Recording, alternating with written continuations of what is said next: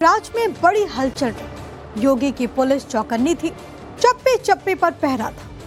कसारी मसारी कब्रिस्तान में हजारों लोगों की भीड़ थी। माफिया अतीक के 5वें और सबसे छोटे बेटे का जनाजा निकला और उसे सुपुर्दे खाक किया गया। भारी सुरक्षा के बीच लखनऊ जेल से बड़े बेटे उमर को प्रयागराज लाया गया। झांसी जेल में कैद अली अहमद को भी लाया गया। कब्रिस्तान के आसपास योगी फोर्स ने वीडियोग्राफी भी की। नजर अबान की मां शाइस्ता पर भी थी, जो कि उमेश पाल हत्याकांड के बाद से फरार है। ये चौथी मौत है माफिया परिवार में जब शाइस्ता उसमें शामिल नहीं हुई। कैसे क्या हुआ, हमारी खास रिपोर्ट आपको देखनी चाहिए। अबान को उसके पिता अतीक अहमद की कब्र के बगल में दफन किया गया।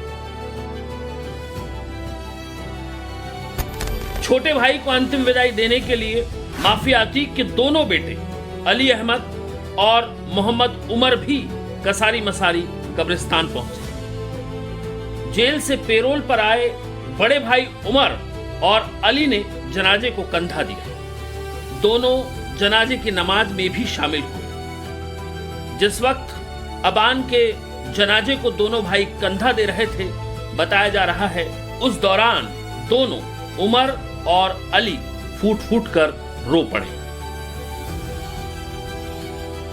इलाहाबाद हाई कोर्ट ने लखनऊ जेल में बंद मोहम्मद उमर को और झांसी जेल में बंद अली अहमद की पेरोल को मंजूरी दी थी, जिसके बाद दोनों सुबह लखनऊ और झांसी जेल से कड़ी सुरक्षा के बीच प्रयागराज के लिए रवाना हुए। पुलिस कड़ी सुरक्षा के बीच उन्हें लेकर सीधे कसारी मसारी कब्रिस्तान पहुंची थी।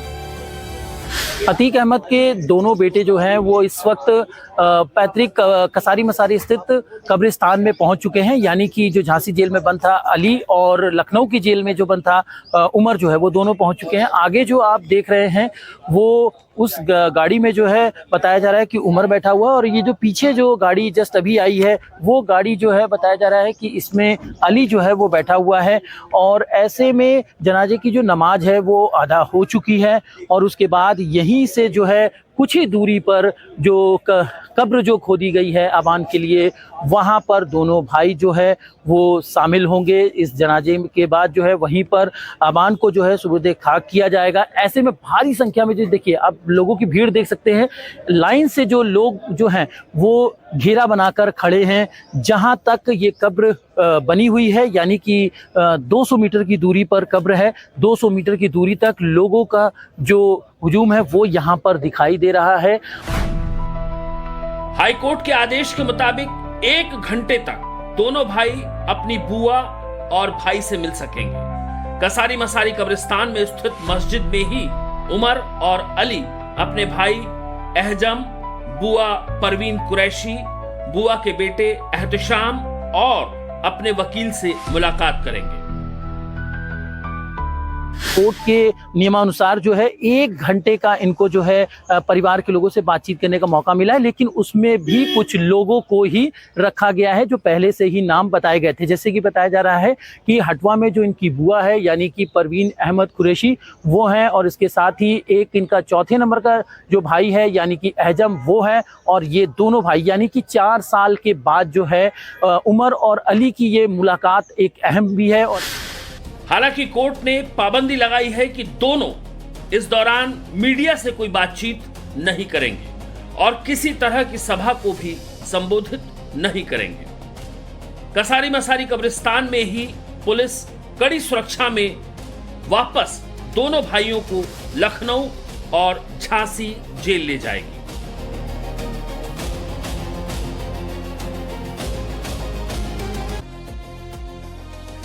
धूमनगंज थाना प्रभारी धनंजय कुमार पांडे दलबल के साथ संवेदनशील इलाकों में गश्त कर रहे थे। वहीं अतीक अहमद के पैतृक कब्रिस्तान कसारी मसारी को पुलिस ने लगभग छावनी में तब्दील कर दिया था। कब्रिस्तान के आसपास भारी पुलिस फोर्स तैनात की गई थी। कब्रिस्तान में पहुंचने वाले हर शख्स पर पुलिस की खास नजर थी। पुलिस ने आने जाने वालों की वीडियोग्राफी भी की। माफिया फैमिली अपने सबसे बुरे दौर से गुजर रही है। अतीक अहमद मारा जा चुका है, शाइस्ता परवीन 3.5 साल से फरार है।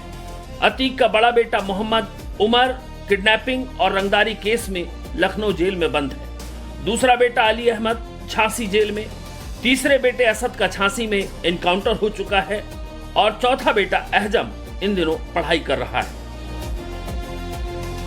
कसारी मसारी में पुलिस की नजर शाइस्ता पर भी है। उमेश पाल हत्याकांड में आरोपी शाइस्ता जाने कहां छिपी बैठी है। परिवार में एक के बाद एक 4 मौतें हो चुकी हैं। अतीक अहमद और देवर अशरफ को जब इसी कब्रिस्तान में सुपुर्दे खाक किया गया था, सरेंडर क्यों नहीं कर रहे?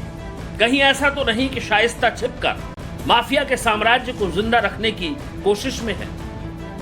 क्योंकि जब अतीक जेल में था तब अतीक की गैंग IS 227 को शाइस्ता ही लीड करती थी।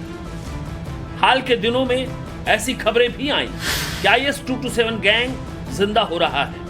अतीक की कब्जाई अवैध जमीनों को बेचा जा रहा है। हालांकि योगी प्रशासन ने शिकंजा कस रखा है। अतीक अहमद की 110 करोड़ की बेनामी संपत्ति गैंगस्टर एक्ट के तहत कुर्क हो चुकी है। उससे पहले 345 करोड़ रुपए की 34 अवैध संपत्तियां भी जब्त की जा चुकी हैं। 13 बैंक खातों में जमा 1 करोड़ 14 लाख रुपए सील किए जा चुके हैं। लेकिन अतीक का गैंग अंदर ही अंदर अपनी जड़ें जमाने की फिराक में है। अभी हाल ही में अतीक के गढ़ मरियाडीह में रंगदारी की खबर सामने आई थी। एक पीड़ित ने पुलिस में शिकायत दर्ज कराई कि 5 लाख रुपए न देने की सूरत में उसे परिवार समेत जान से मारने की धमकी दी गई और जिन लोगों ने धमकी दी वो अतीक के परिवार के संपर्क वाले लोग हैं। पुलिस के मुताबिक अबान के हाथ पैर टूट चुके थे। उसके सिर में गंभीर चोटें आई थी। खून इतना बह गया कि अबान की मौत हो गई। और अब सुपुर्दे खाक हो चुका है अबान। लेकिन कहते हैं कि अतीक की जान में बसता था अबान। सबसे छोटा होने की वजह से भी अतीक का सबसे लाड़ला बेटा था। प्रतिभाशाली भी उतना ही। उस दौर में जब पूरा परिवार बिखरा हुआ था, अबान ने अपनी पढ़ाई को कमजोर नहीं होने दिया। 10वीं अच्छे नंबरों से पास की। सेंट जोसेफ स्कूल से 12वीं की पढ़ाई हालांकि आधे में छोड़ दिया। पढ़ाई के लिए अबान बाहर जाना चाहता था, लेकिन उसे पुलिस ने परमिशन नहीं दी, क्योंकि आज माफिया अतीक का घर मातम में डूबा था। हजारों की संख्या में लोग कसारी मसारी कब्रिस्तान में पहुंचे। दरअसल